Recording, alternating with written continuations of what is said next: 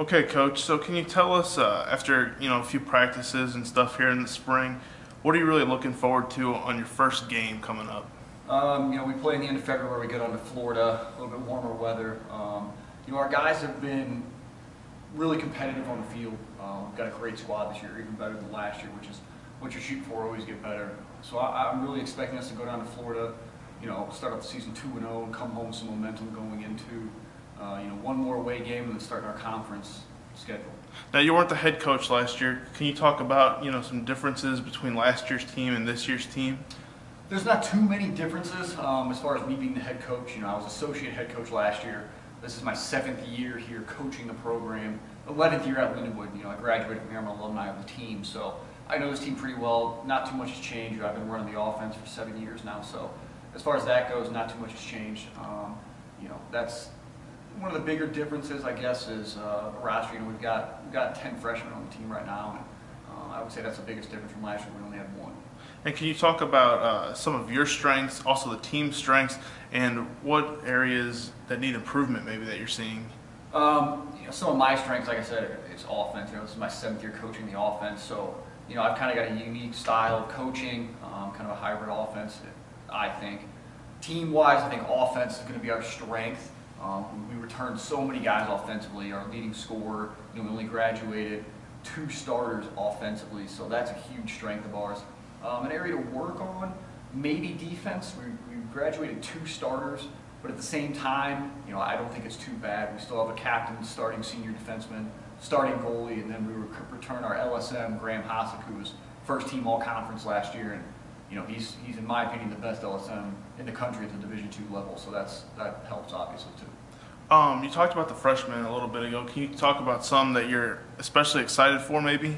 A couple of the freshmen I'm really excited to see. One at attack, David Corzala, freshman out of Maple Grove, Minnesota. Had over 200 points career in high school, and he has really come in and added a speed and a tenacity to our attack. This year we have 3 guys, that are probably going to start who can all attack the cage and are great threats.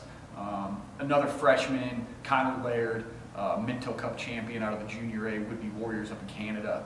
He's really starting to come along at the defensive side, and I think he's going to be a great threat for us in transition as well.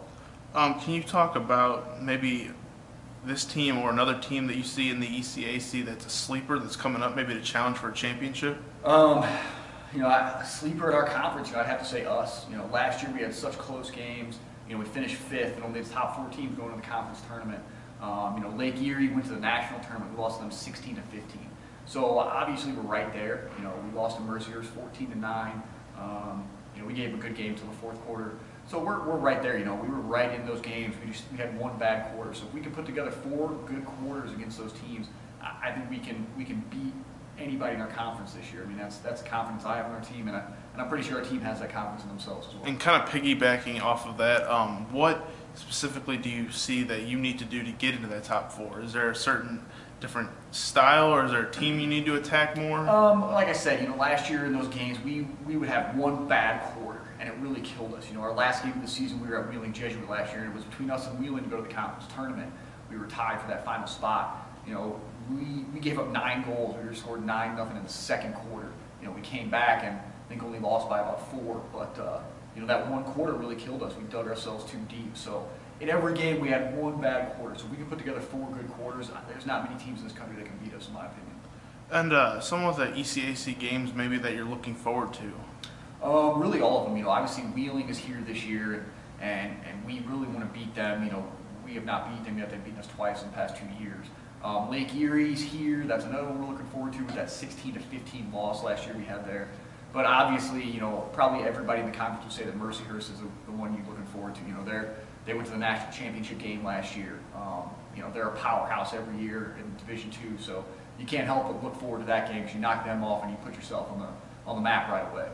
And then just to end on this, any final thoughts you have about the ECAC conference? Maybe another year competing in it, something you can tell the fans that you're looking forward to maybe? We've got a strong conference. There's multiple teams in this conference that can really push to win a national championship. So you know, we're going to be a conference to watch out for. Obviously in the South, we're the best conference in the South. I think, you know, it's a good possibility that just like last year, 3 teams out of our conference represent the South in the national tournament, if not 4. I mean, in my opinion, that's a good possibility. So for us as a conference as a whole, every team, I mean, you've got to be pretty happy to be a part of this and see where this conference has come in a short time, and the future is very bright. All right, thanks.